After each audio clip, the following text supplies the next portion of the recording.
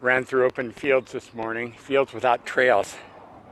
You can tell my shoes are filled with thorns.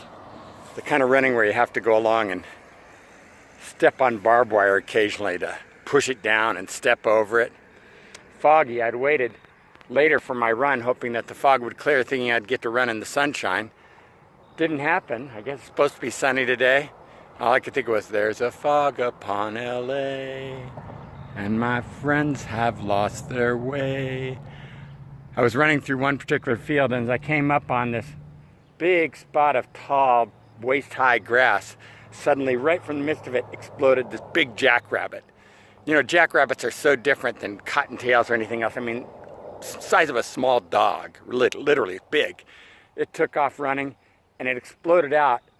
And part of me just wanted to chase it, but I knew there was no hope for me to ever get close to the thing. And the other part of me just wanted to stop and watch it and wonder and think, these fields aren't going to be here for very much longer. And I don't want to complain about it because my house, they knocked over an orange grove to put my house up 28 years ago.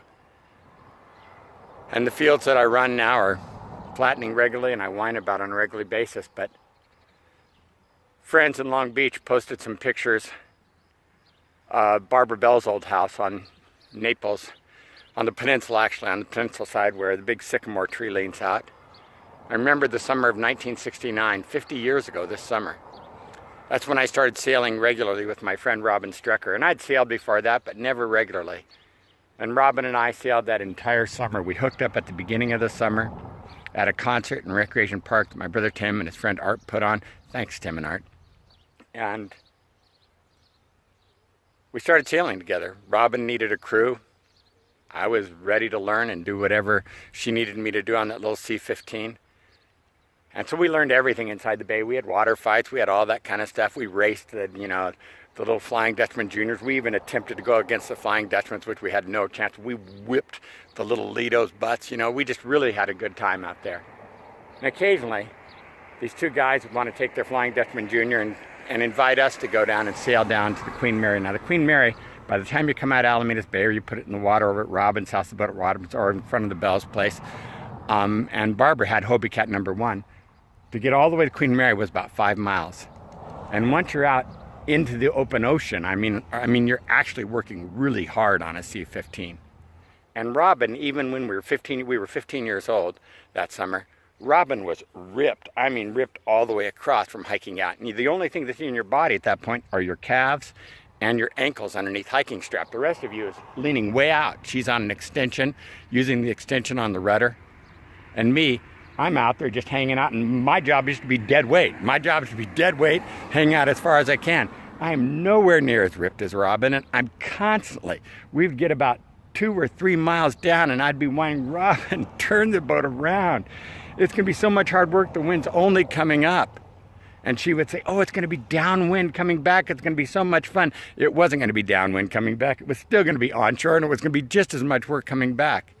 But she would push and push and push, which I suspect is the job of a good skipper, to push you and get you going and to make you do more than you wanted to do. But at 15 years old, I would get to the point, all I wanted was to be back on the beach and for my muscles not to be hurting, for my core not to be crying out,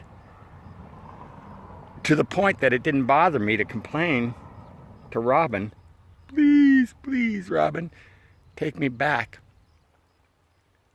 But I got stronger across the summer. And I got so I could stay out all day long from early in the morning until sunset. Because we kept on going, because we kept on pushing. You can get stronger this summer. That was 50 years ago. Seems impossible, half a century. And yet I know if I were to go out, get a little C-15 and spend this summer sailing, and if a bunch of us got together, wouldn't that be fun?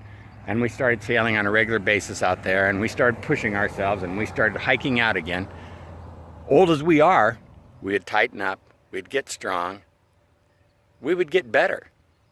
Because that's what it is. And pretty soon, just like that jackrabbit, it was the most natural thing in fear, just to spring out of that grass, we would spring out, and we'd spring into that boat, and we'd be ready. We'd be ready to go because we had been pushing ourselves, and we'd say, we can do a little bit more. each day. You can do more today. I don't know how much more. You may not want to do more. You may want to just throw in the towel and quit. I would highly recommend against it. There are people who are looking to you. There are people who need the miracle of your life. And besides that, when you don't quit, you're amazing. I have memories of this amazing summer of 1969. And this is the truth. I don't remember what I did the summer of 1968.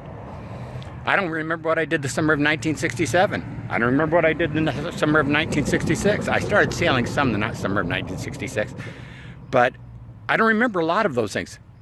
Summer of 1969, I can tell you almost everything I did. I can tell you everything after the summer of 1970, summer of 1971, summer of 1972, going forward.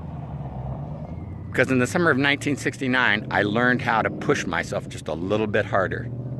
And that made every summer after that, and every year after that of my life, better. Try pushing yourself just a little bit more today. Do something you didn't think you could do, and then don't quit just because it's hard. But instead, when it's hard, understand you're only going to get better if you stick with it. Quitting's the easiest thing to do and the hardest habit to break. Don't quit just because it's hard. It means you're getting stronger.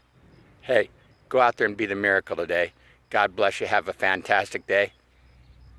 There's some tall grass somewhere in your neighborhood. If not, drive out to it. Put on your running shorts, your old running shoes, and just go out for a walk and a run in it. Maybe you'll find a jackrabbit. Have fun today. Some of you are out of school. Enjoy your summer. Be the miracle. Thanks for watching.